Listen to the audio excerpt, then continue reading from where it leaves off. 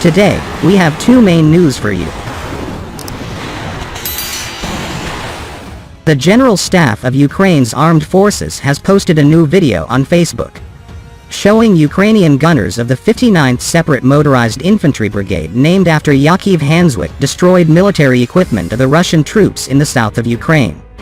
Along with the video footage, the General Staff said in statement, "The 59th Separate Motorized Infantry Brigade named after Yakov Hanswick is brilliantly holding back the Russian troops in the south of Ukraine.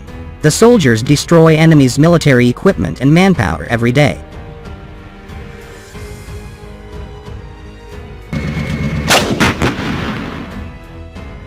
The Russian military continues to suffer serious casualties in Ukraine, amounting to an average of 200 troops killed and between 400 to 600 wounded every day. Moscow is hurting for experienced men but can't call up its full reserves because Russian President Vladimir Putin insists on calling the largest war on European soil since the end of World War II a special military operation.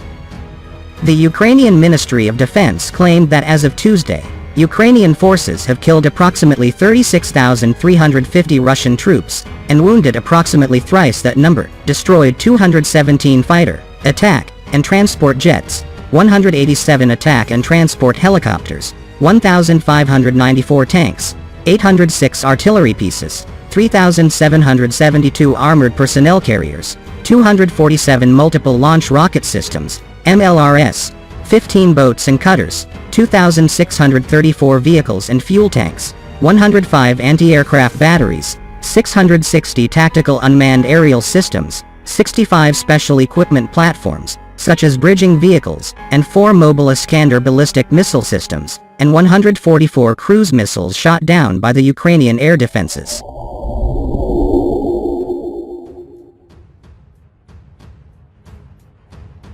Meanwhile, in another development, all of Ukraine's Luhansk province has now under Russian control. On day 131 of the Russian invasion of Ukraine, the Russian military continues to press on in the Donbas after recent successes. In its daily estimate of the war, the British Ministry of Defense assessed that the Ukrainian withdrawal from Lysychansk was made in order for the Ukrainian forces to have better defensive positions. Ukrainian forces have withdrawn from Lysychansk, likely falling back to prepared defensive positions. Russia's Ministry of Defense had earlier claimed to have completed the encirclement of Lysychansk and secured full control of the city, the British military intelligence assessed.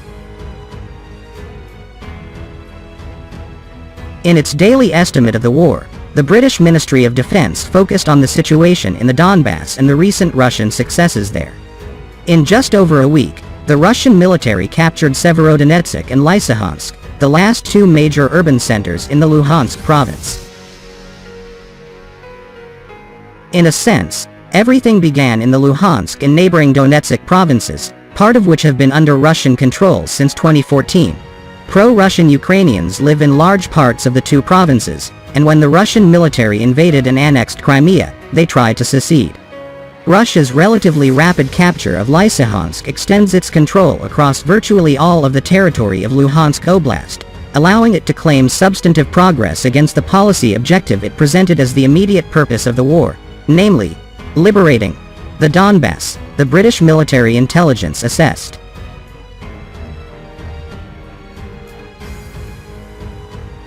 The latest leadership changes in the Russian command seem to have produced results with different Russian units working together with relative success.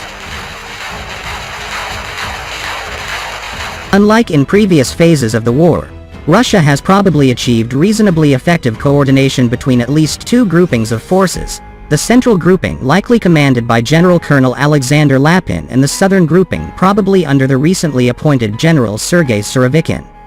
But it is worth noting that the Ukrainian military wasn't routed from Severodonetsk or Lysychansk.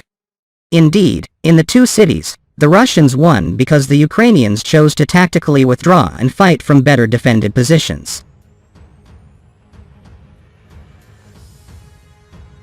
After heavy fighting for Lysychansk, the defense forces of Ukraine were forced to withdraw from their occupied positions and lines.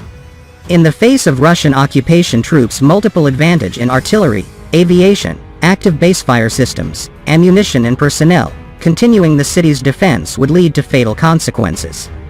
In order to save the lives of Ukrainian defenders, the decision to leave was made, the Ukrainian General Staff announced. The Ukrainian forces have likely largely withdrawn in good order, in line with existing plans. The Ukrainian-held areas of Severodonetsk-Lysychansk consisted of a bulge or salient which Russian could attack from three sides. There is a realistic possibility that Ukrainian forces will now be able to fall back to a more readily defendable, straightened front line, the British military intelligence added.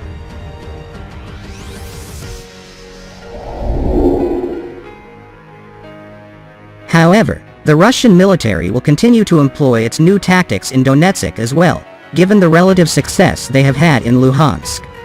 The Russian forces have been relying on masses of artillery barrages to pave the way for their tanks and mechanized infantry.